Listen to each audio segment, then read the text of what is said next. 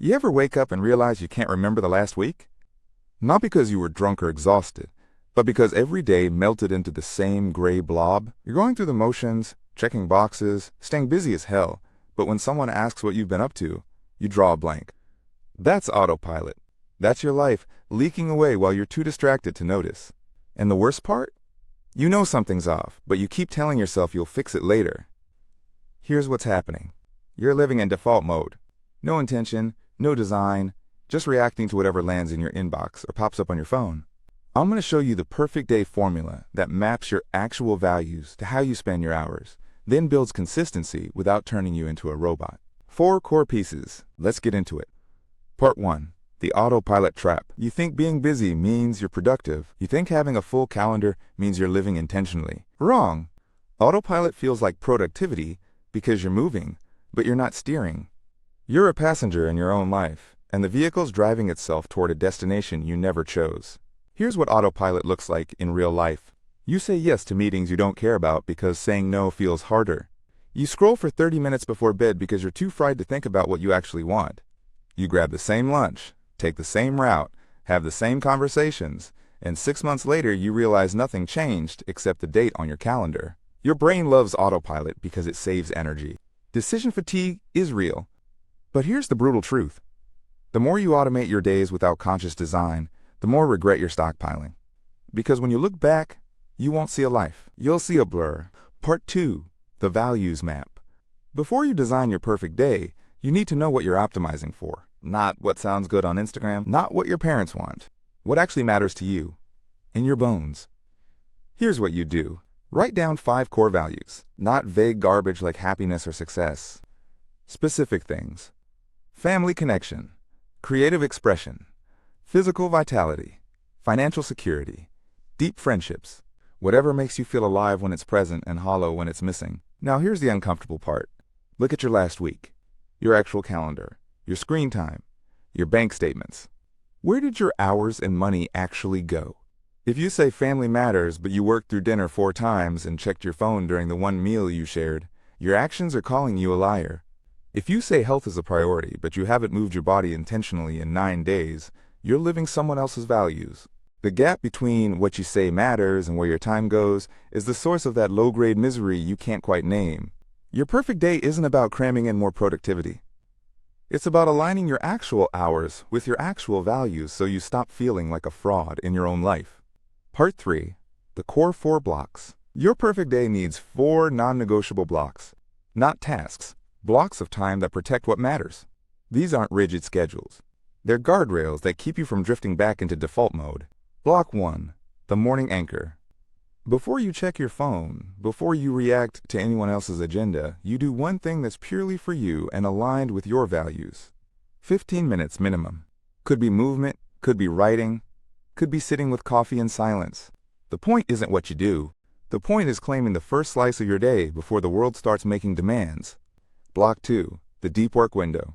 One focused session where you make progress on something that actually moves your life forward. Not emails, not meetings, not busy work that feels productive but changes nothing.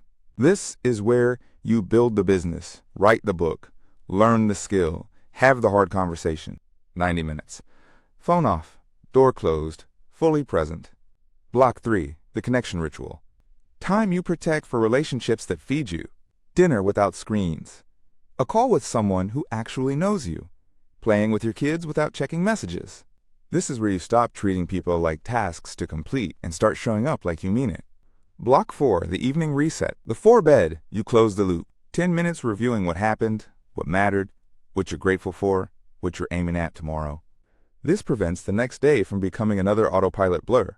You're training your brain to look for meaning instead of just surviving until weekend. Part 4. The flexibility principle. Here's where most perfect day formulas fail. They turn you into a rigid robot who melts down when one thing goes sideways. Life doesn't care about your color-coded calendar. Kids get sick. Emergencies happen. Opportunities pop up that you didn't plan for. A formula works because it's built on blocks, not schedules. You're not saying I meditate at 6:17 a.m. or my day is ruined. You're saying before I engage with the world's demands, I do my morning anchor, whether that's 6 in the morning or noon on a crazy day. The blocks flex, but they don't disappear. If your deep work window gets interrupted, you find another 90 minutes later that day, or you make a conscious choice to skip it and not spiral into guilt. If dinner gets derailed, you protect 30 minutes before bed for real conversation instead. This is engineering consistency without becoming a prisoner to your own system. You're building a structure that bends without breaking. Most people fail at intentional living because they make it so rigid that one missed morning ruins their whole week and they quit. Part 5. Measuring what matters. You can't manage what you don't measure. At the end of each day, you're asking yourself one question. Did I honor my values today? Not, was I perfect? Not, did I check every box? Just, did my actions reflect what I said matters? Keep it stupid simple. Each night, rate your day 1 to 10, not based on productivity, based on alignment. A day where you had your morning anchor, protected time for deep work, connected with someone who matters, and did your evening reset? That's an 8 or 9, even if your inbox exploded and nothing went according to plan. A day where you were busy as hell, crushed your to-do list but never did anything that actually mattered to you? That's a 4. Maybe a 5 if you're being generous. Track this for 2 weeks. You'll see patterns. You'll see which values you're actually honoring and which ones you're just paying lip service to. And here's the thing. Once you see it, you can't unsee it.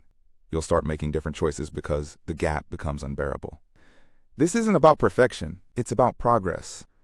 About slowly, deliberately building days that don't blur together. Days where you go to bed knowing you actually showed up for your life instead of just reacting to it. The bottom line, Autopilot feels safe because it requires no decisions, but it's stealing your life one forgettable day at a time. The perfect day formula isn't about controlling every minute. It's about designing guardrails around what matters so you stop drifting. Here's your action plan. Map your values. Build your 4 blocks. Stay flexible. Measure alignment, not perfection. Do this, and 6 months from now, when someone asks what you've been up to, you'll actually have an answer. Not because you did more, because you did what mattered. Try 1 block today. Just 1. Your morning anchor before you check your phone. See how it feels to claim your day before your day claims you. That's where this starts. Not tomorrow. Right now.